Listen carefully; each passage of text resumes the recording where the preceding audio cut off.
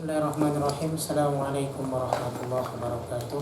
Alhamdulillah nahmaduhu wa nasta'inuhu wa nastaghfiruh wa na'udzu billahi min shururi anfusina wa sayyiati a'malina. May yahdihillahu fala mudilla lahu wa may yudlil fala hadiya lahu. Asyhadu an la ilaha illallah wahdahu la syarika lah wa asyhadu anna Muhammadan 'abduhu wa rasuluh. Qala Allah Ta'ala, ya ayyuhalladzina amanu taqullaha haqqa tuqatih wa la tamutunna illa wa antum muslimun. Wa qala Rasulullah sallallahu alaihi wasallam, Allahumma la sahla illa ma ja'altahu sahla wa anta taj'alul hazna idza syi'ta sahla. Ikhwani rahimakumullah, alhamdulillah, pertama kita panjatkan puji syukur kita kepada Allah Subhanahu wa taala. Salawat serta salam tak lupa kita junjungan kepada Nabi kita Muhammad sallallahu alaihi wasallam. Ikhwani rahimakumullah, kita akan lanjutkan kembali pembahasan kita dalam kitab Al-Irsyad ila Sahihil I'tiqad karya Syekh Shalih bin Fauzan bin Abdullah Al-Fauzan hafizahullah ta'ala, dalam pembahasan tentang rukun-rukun iman, di mana pembahasan kita yang sebelumnya adalah rukun iman yang ketiga, yaitu beriman kepada kitab-kitab samawiyah, yaitu kitab-kitab yang diturunkan oleh Allah Subhanahu wa taala kepada para rasul utusannya. Kemudian pada pagi hari ini insyaallah kita melanjutkan di rukun iman yang keempat, yaitu al-imanu bir rusul, beriman kepada para rasul. Ini bagian daripada kewajiban kita untuk mengimaninya, karena beriman kepada para rasul adalah di antara pokok dalam keimanan. Maka barang siapa yang tidak mengimani dari 6 pokok ini, baik itu salah satunya maupun keseluruhannya, maka keimanannya batal. Ikhwani rahimakumullah, beliau mengatakan, al-imanu bir rusuli ahadu usulil iman. Beriman kepada para rasul ini merupakan salah satu dari pokok-pokok keimanan. Li'annahum al-wasitah bainallahi wa baina khalqihi fi tablighi risalatihi wa iqamatihi hujjatuhu ala khalqihi. Yaitu karena mereka para rasul ini adalah sebagai perantara antara Allah Subhanahu wa taala dengan makhluknya dalam penyampaian risalah dan menegakkan hujjah atas para makhluknya. Jadi tugasnya para rasul itu adalah sebagai perantara untuk menyampaikan risalah dari Allah. Karena kelak setiap yang dihidupkan dan diberi beban taklif syariat, maka mereka suatu saat di akhirat akan ditanyakan oleh Allah Subhanahu wa taala setiap syariat yang Allah bebankan kepada mereka. Apakah kita sebagai manusia ini bisa untuk menjalankan syariatnya ataupun tidak? Ya.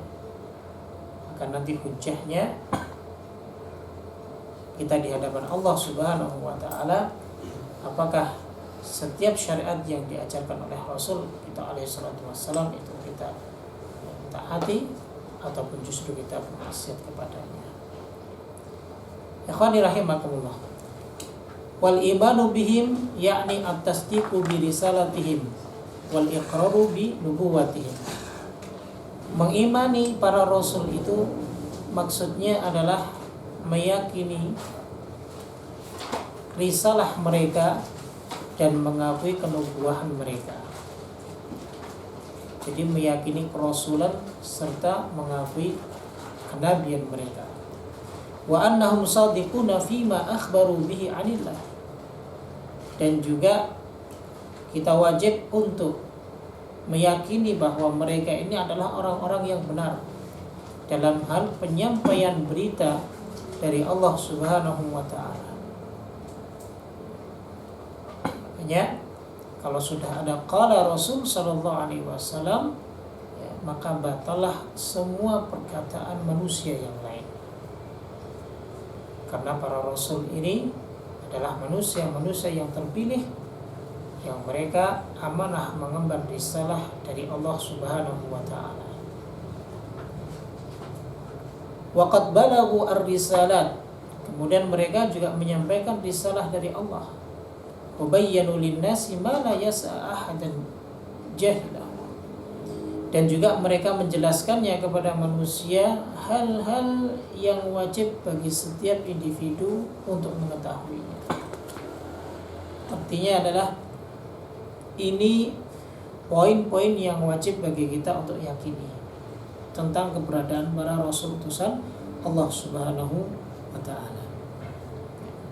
Yaitu pertama, meyakini kerisalahan mereka, kemudian mengakui kenubuahan mereka, kemudian kita meyakini juga bahwa mereka adalah orang-orang yang jujur dalam mengabarkan berita serta menyampaikan risalah dari Allah Subhanahu wa ta'ala kepada para hamba-hambanya, serta meyakini bahwa para rasul utusan Allah ini adalah sebaik-baik penjelas, memberikan penjelasan kepada para manusia ataupun kepada umat-umat mereka masing-masing, yang dimana mereka itu diutus kepada setiap umat. Dan begitu pula Rasul kita alaihissalatu wassalam diutus kepada umat kafatan seluruhnya. Tayyibin rahimakumullah. Maka adapun dalil-dalilnya tentang kewajiban kita beriman kepada Rasul itu sangat banyak sekali. Contohnya dalam surat Al-Baqarah ayat 177. Di sini Allah Subhanahu wa taala menegaskan walakinnal birra, akan tetapi yang dikatakan sebuah kebaktian itu adalah man amana billah wal yaumil akhir wal malaikati wal kitabi wan nabiyyin. Orang dikatakan telah melakukan kebaktian, ketaatan, ketundukan, kepasrahan itu ketika mereka beriman kepada Allah, kepada hari akhir, para malaikat Allah, kitab-kitab Allah, dan para nabi Allah. Ini yang disebut dengan bentuk ketaatan dan kebaktian kita kepada Allah Subhanahu wa ta'ala. Begitu pula dalam surat Al-Baqarah juga ayat 285 Allah Ta'ala berfirman, kullun amana billah wa malaikatihi wa kutubihi wa rusulihi. Maka mereka semua beriman kepada Allah, beriman kepada para malaikat dan kitab-kitab Allah serta para rasul utusan Allah Subhanahu wa ta'ala. Nah, ini bagian daripada dalil kewajiban kita, tuntutan dari Allah Subhanahu wa ta'ala Rabbul Alamin kepada kita sebagai hamba-hambanya untuk mengimani para rasul utusan Allah Subhanahu wa ta'ala. Kemudian ikhwani rahimakumullah, juga disebutkan di dalam surat An-Nisa ayat yang ke-150 hingga 151. Allah Ta'ala berfirman, innal ladzina yakfuruna billahi wa rusulih. Sesungguhnya orang-orang yang kufur kepada Allah dan para rasulnya, wa yuriduna ay yufarriqu bainallahi wa rusulih, dan mereka menginginkan hendak membedakan antara keimanan mereka kepada Allah dan keimanan mereka kepada para rasulnya. Wa yaquluna nu'minu bi ba'din wa nakfuru bi ba'd. Kemudian mereka juga mengatakan kami beriman kepada sebagian dan kufur kepada sebagian yang lain.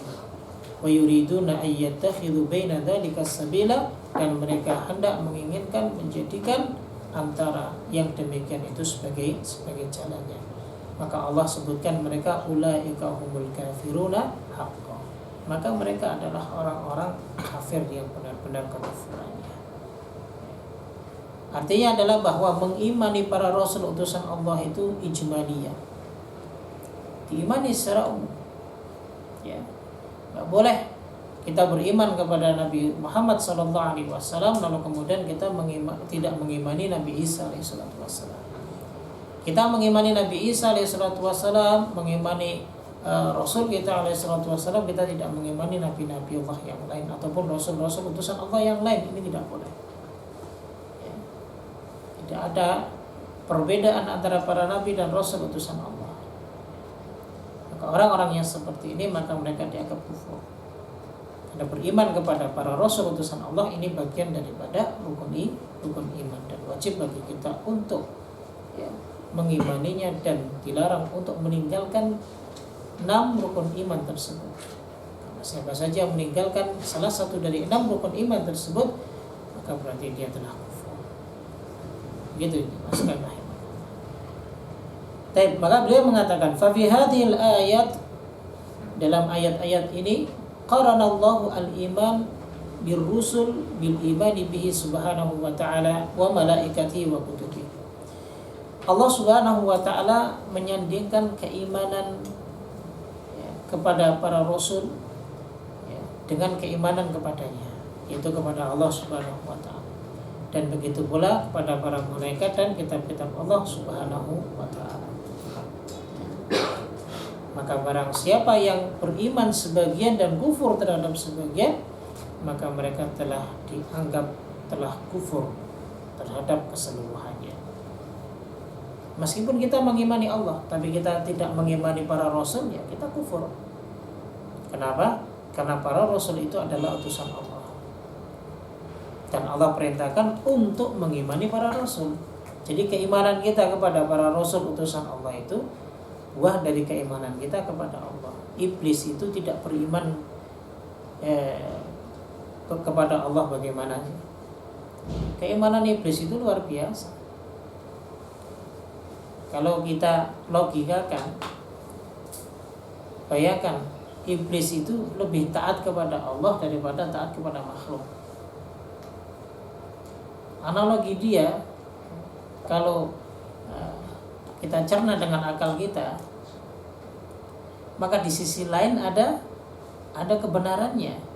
Saat dimana Allah perintahkan iblis untuk sujud kepada Adam, iblis gak mau. Saya hanya mau sujud kepadamu ya Allah, gak mau saya sujud kepada Adam. Ya.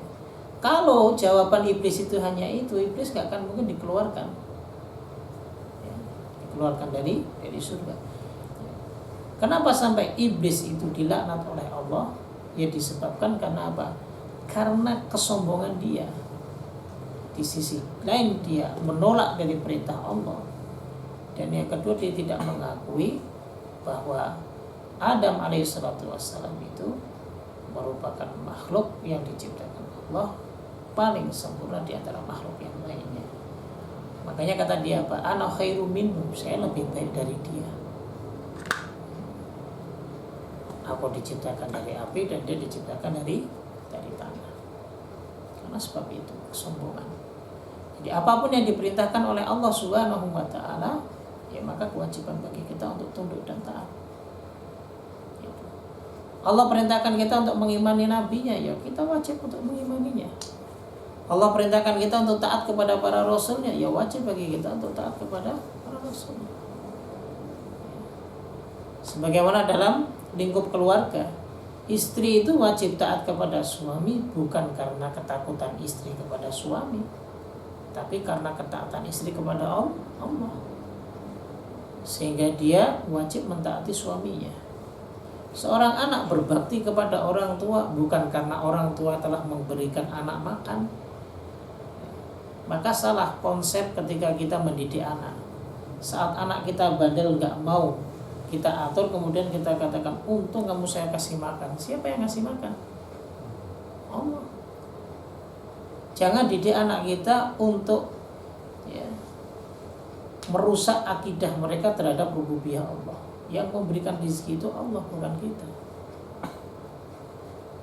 Dan ketaatan anak itu kepada orang tua disebabkan karena Allah perintahkan anak ini untuk taat kepada orang tuanya. Maka saat kita tidak taat kepada orang tua kita, berarti kita telah melanggar dari perintah Allah. Maka salah kalau orang tua sudah saya didik, saya kasih makan, nggak taat sama orang tua, salah. Dia taat itu bukan karena kau kasih makan,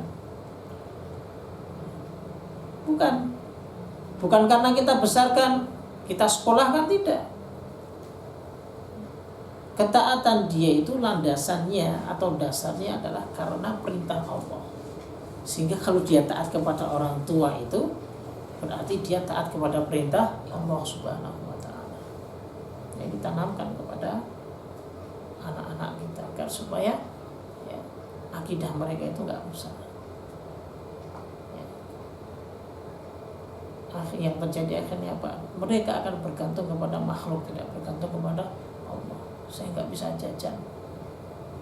karena PSBB habis saya nggak dapat uang. Nah, ajarkan kepada orang tua, ya, kepada anak-anak kita bahwa bukan karena Abi nggak bekerja sebab PSBB. Mintanya sama Allah, jangan minta sama Abi. Nah, begitu. Nah, inilah ya ikhwani rahimakumullah ya, terkait dengan apa? Terkait dengan keimanan kita kepada para rasul itu sebab karena kita iman kepada Allah. Kita iman kepada Allah, maka kita menjalankan setiap perintah Allah. Allah perintahkan kita mengimani para rasul itu saja, maka kita laksanakan perintah tersebut. Nah, itu ya. Baik, jamaah sekalian rahimakumullah. Kemudian beliau mengatakan wa bi'tsar rusul ni'matun minallahi 'alal basyariyah. Diutusnya para rasul ini sebenarnya merupakan nikmat yang Allah berikan kepada manusia. Kenapa? Karena li'anna hajatal basyariyah ilaihim dururiyatun. Karena hajah kebutuhan manusia terhadap para rasul ini sangat penting sekali. Sangat penting. Kita ini butuh rasul. Gak mungkin ayat itu turun kepada kita masing-masing dan tidak ada penjelasnya. Nabi Musa alaihissalatu wassalam saja yang ingin melihat Allah, belum melihat wujud Allah, baru ada sinar yang begitu terang, pingsan. Rasulullah Shallallahu Alaihi Wasallam pernah ditanya Aisyah radhiyallahu taala anha saat Isra Mi'raj.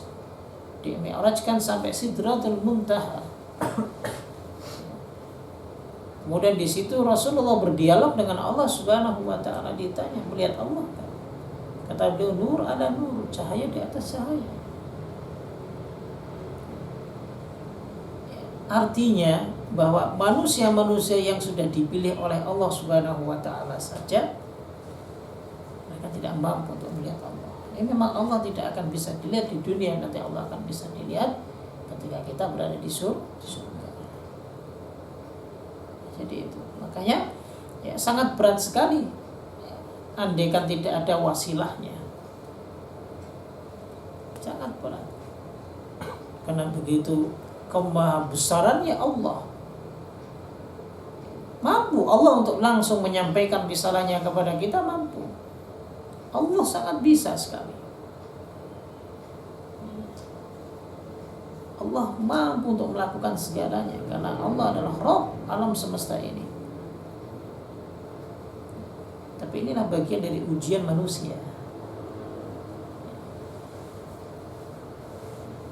Yang menjadi contoh harusnya adalah ketika iblis diperintahkan Allah untuk bersujud kepada Adam. Nah, kita ya diuji oleh Allah Subhanahu wa taala terhadap ketaatan kita kepada Rasul atas perintah Allah. Jadi uji. Taat enggak sama Rasul? Kalau kau taat kepada aku, berarti kau harusnya taat kepada mereka-mereka yang aku perintahkan untuk mendakwahkan risalah.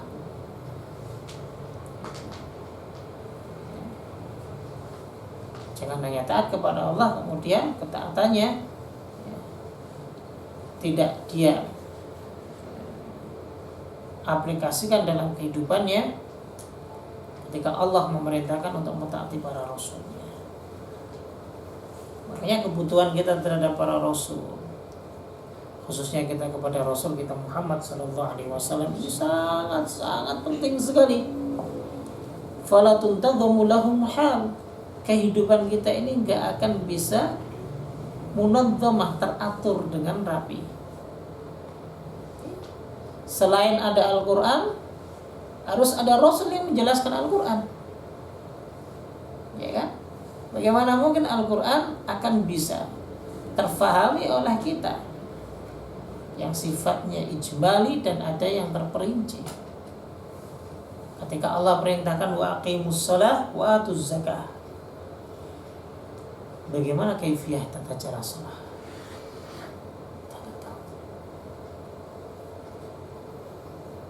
Allah perintahkan fasbir kama sabara ulul azmi minar rusul. Bersabarlah sebagaimana kesabarannya para ulul azmi di antara para rasul utusan Allah. kalau nggak ada praktek contohnya. Bagaimana sih sikap sabar? Nah, disitulah kita mempelajari sirah nabawiyah, kesabaran Rasul kita alaihi salatu wassalam. Saat beliau memperjuangkan akidahnya, dihantam berbagai macam musibah, ujian dari musuh-musuh beliau alaihi salatu wassalam. Nah, kita bisa melihat, oh ternyata sabar itu seperti ini. Oh, Rasul dulu seperti ini. Nah, inilah fungsi dari Rasul utusan Allah. Maka kehidupan kita nggak akan mungkin berjalan dengan baik tanpa mengambil tauladan para Rasul utusan Allah. Maka lucu, sangat lucu sekali jika ada di antara kaum muslimin yang mereka tidak mau dan enggan untuk menjadikan beliau alaihissalatu wassalam sebagai tauladan. Lalu dengan cara apa? Dan dengan siapa kita akan bertauladan? Ya. Wala yastaqima lahum din illa bihim. Dan agama ini tidak akan bisa lurus tegak dengan baik kecuali dengan berpedoman kepada mereka. Siapapun kita yang menisbatkan diri kita sebagai kaum muslimin, maka kewajiban bagi kita untuk berpedoman kepada ajaran beliau alaihissalatu wassalam. Kalau enggak akan rusak. Agama akan berbeda dari negeri satu ke negeri yang lain, dari wilayah satu ke wilayah yang lain, dari individu satu ke individu yang lain, akan berbeda. Kalau pedomannya bukan kembali kepada ajaran Rasul kita alaihissalatu wassalam, akan sangat jauh sekali. Gak usah jauh-jauh antar negara, terkadang antar wilayah saja kita sudah ribut. Kok bisa berbeda? Kadang hal yang bid'ah saja berbeda, kok tahlilan sana dengan tahlilan sini beda. Bacaannya ada yang ditambah, yang disorong, di sini nggak ada. Ini yang bid'ah saja berbeda. Makanya harus kembali kepada tuntunan Rasul kita alaihi salatu wassalam. Makanya fahum yahtajuna ila rusul asyaddu min hajatihim ila at-ta'ami wasyarab. Maka kita ini sebenarnya butuh dengan para Rasul itu lebih kebutuhannya daripada hajah kita, kebutuhan kita terhadap makan dan minum. Sangat butuh. Karena tauladan beliau itu menjadi ciri khas bagi kita sebagai muslim. Dan itu 24 jam. Mau tidur saja kita diajarkan untuk mengikuti tauladan beliau. Dari doa-doanya, dari model tidurnya, dari tempat tidurnya. Meskipun ada tingkatan dalam sunnah, ya, sunnah yang ditekankan ataupun mandub itu bagian daripada anjuran, maka itu semuanya ada tauladannya.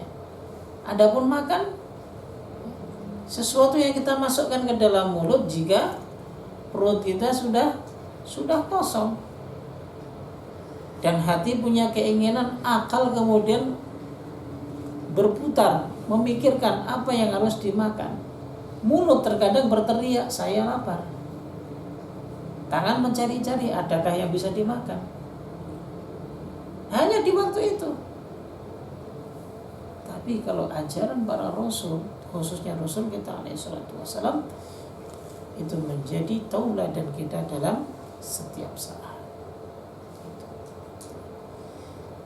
Beliau menyebutkan di sini li'annallaha subhanahu ja'ala rusula wasa'ita bainahu wa baina khalqih. Karena Allah menjadikan para rasulnya itu sebagai perantara antara dirinya dan makhluk.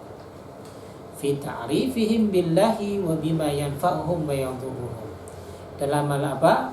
Mengenalkan kepada manusia tentang siapa si Allah. Sehingga manusia bisa mengetahui mana yang bisa memberikan manfaat kepada mereka dan mana yang bisa memberikan madarat atas mereka. Yang jelas syariat itu menjaga kita agar supaya kita terhindar dari berbagai macam madarat dan kita bisa mendapatkan manfaat. Itu syariat. Dan siapa yang membawa? Rasul kita alaihi salatu wassalam. Itu tujuannya. Wa fi tafsili syara'i, dan juga merincikan syariat. Siapa yang merincikan? Rasul atas perintah Allah. Wal amru wan nahyu wal ibahah, disitulah syariat ada perintah, ada larangan, ada hal yang dibolehkan. Wa bayanu ma yuhibbuhullahu wa ma yakrahu, dan menjelaskan hal-hal yang Allah cintai dan yang Allah benci. Maka fala sabila ila ma'rifati dzalika illa min jihatir rusul.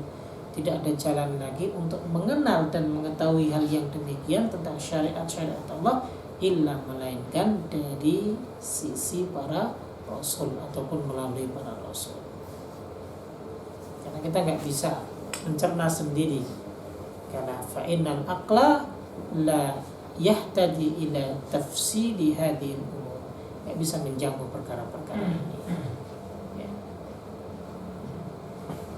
Baik, Allah Subhanahu wa taala berfirman dalam surat Al-Baqarah ayat 213. Kana an-nasu ummatan wahidatan faba'atsallahu an-nabiyyina mubashshirina wa mundhirin wa anzala ma'ahumul kitaba bil haqqi liyahkuma bainan nasi fima ikhtalafu fi.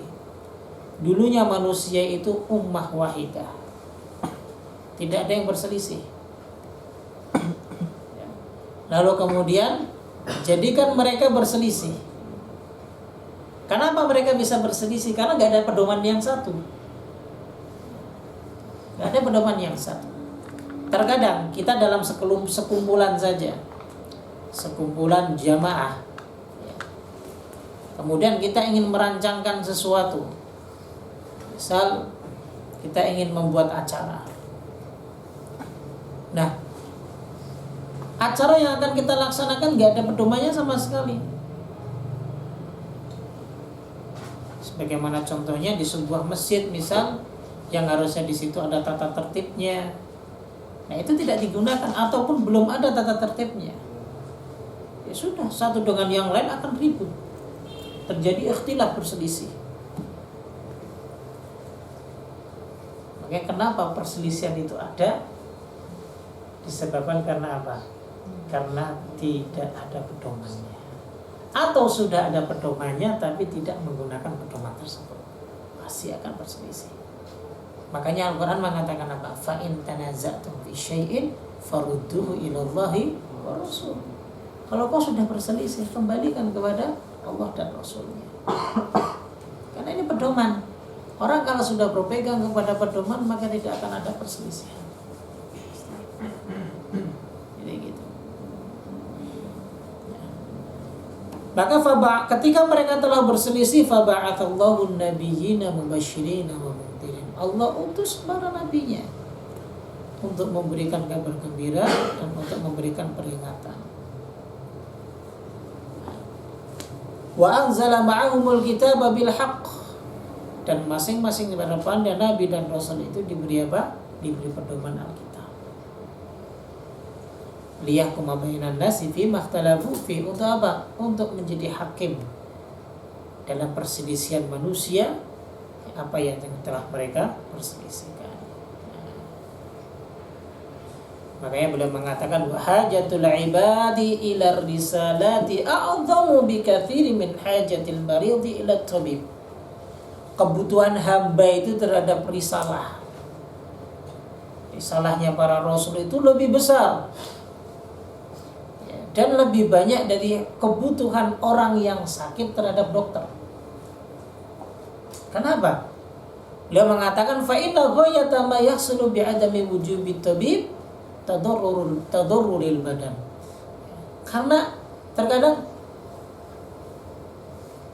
kebutuhan kita terhadap dokter, jika seandainya dokter itu tidak ada, paling yang sakit apa? Badan kita. Yang sakit hanya badan. Sesuatu yang zahir masih tampak. Ya. Tapi walladhi yahsulu min adamir risalati tadurrul qulub. Tapi yang akan tercapai jika tidak ada risalah, yang akan terjadi jika tidak ada risalah apa? Tadurrul qulub, yaitu akan membahayakan hati. Kalau hati sudah rusak, gak ada risalah nubuwah, gak ada petunjuk, Pak, maka la baqa ali ahli ardi, tidak akan ada kehidupan yang baik bagi penduduk. Sehingga Pak, yang paling penting apa? Ketika madamat atharur risalah mawjudatu fihim, kalau mereka masih berpegang teguh dengan risalah nubuwah, berpegang teguh dengan teladan Nabi kita alaihi salatu wassalam, maka kehidupan mereka akan menjadi baik. Tapi wa in dhahabat atharul risalah, jika risalah nubuwah itu enggak ada, ya, maka aqamallahu al-qiyamah, sudah manusia akan rusak. Sehingga apa, Allah akan menetapkan hari kiamat. Maka inna min syirarin nas, kata Nabi, seburuk-buruk manusia itu nanti ketika dia berjumpa dengan hari kiamat. Kenapa? Karena saat itu sudah tidak ada lagi orang yang beriman, sudah tidak ada, petunjuk sudah hilang, Al-Quran sudah ditinggalkan. Kita masih beruntung, ikhwan rahimakumullah, kita ini dikumpulkan, ya, dalam satu majelis yang setiap waktunya masih diingatkan untuk belajar Al-Quran. Ya, mungkin ada satu atau dua di antara kita yang afwan ketiduran, tapi usahakan, ya.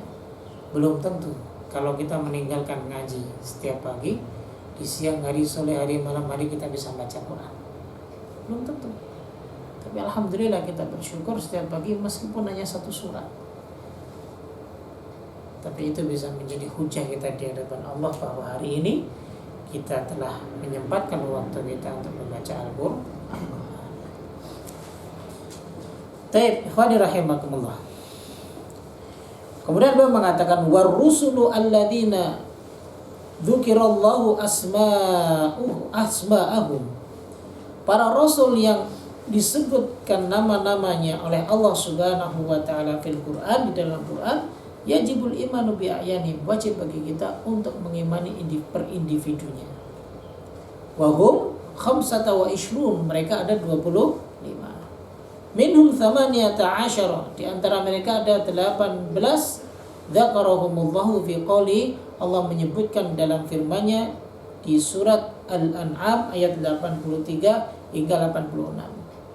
Wa tilka hujjatuna atainaha Ibrahim ala qaumi, sampai akhir.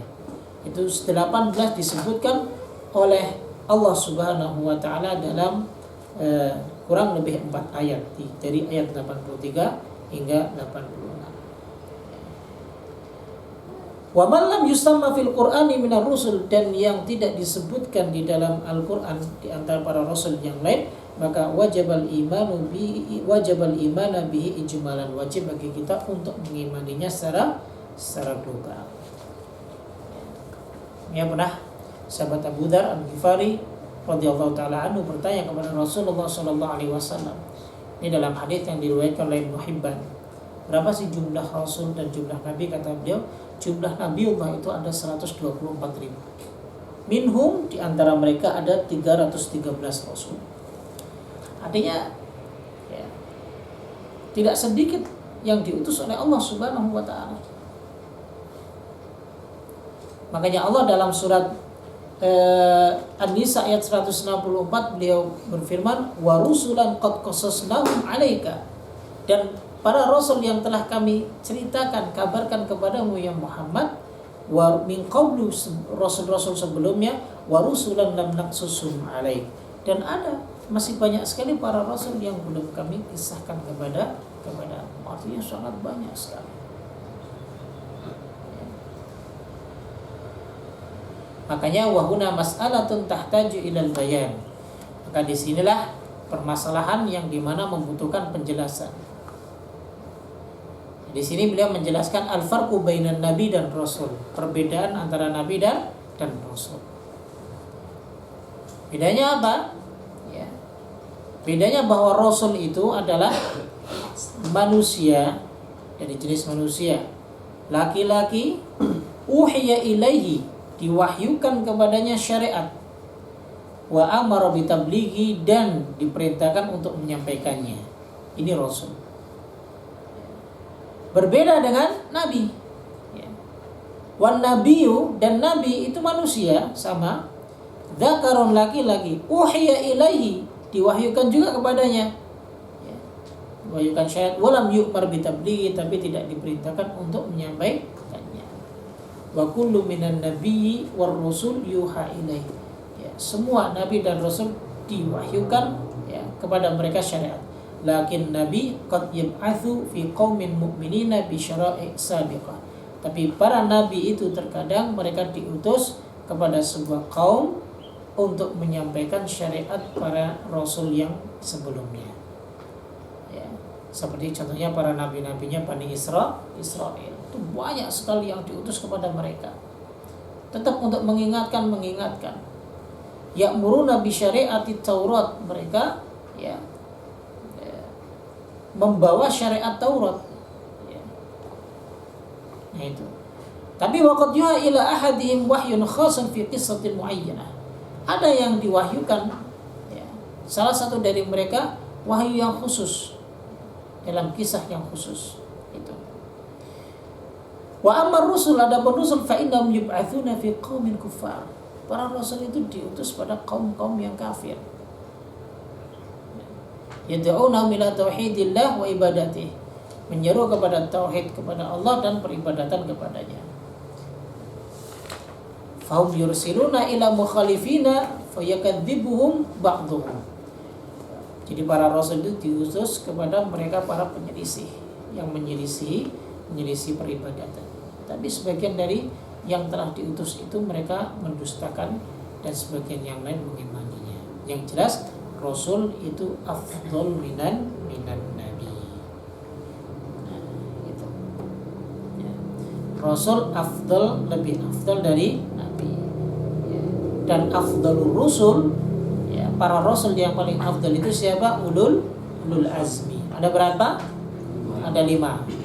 Nuh, Ibrahim, Musa, Isa, dan Rasul kita Muhammad sallallahu alaihi wasallam. Dan afdalu ulul azmi siapa? Nabiullah Ibrahim dan Muhammad alaihi wassalam. Dan antara Ibrahim Khalilullah dan Rasul kita Muhammad Khalilullah, yang paling afdal kekasih Allah adalah Rasul kita Muhammad sallallahu alaihi wasallam. Nah, inilah ikhwani rahimakumullah, sedikit pembahasan muqaddimah tentang keimanan kita, wajib kita untuk terapkan kepada Rasul utusan Allah, khususnya kepada Rasul kita Muhammad sallallahu alaihi wasallam. Insyaallah taala akan kita lanjutkan pada pertemuan berikutnya tentang apakah nubuwah itu bisa didapatkan, ataupun nubuwah itu risalah khusus dari Allah Subhanahu wa taala. Karena ada beberapa pemikir-pemikir yang mereka menisbatkan dirinya kepada muslim, akan tetapi pemikiran mereka ternyata jauh daripada syariat Allah Subhanahu wa taala. Tayyib, subhanakallah wa bihamdik, asyhadu an la ilaha illa anta, astaghfiruka wa atubu ilaik. Assalamualaikum warahmatullahi wabarakatuh.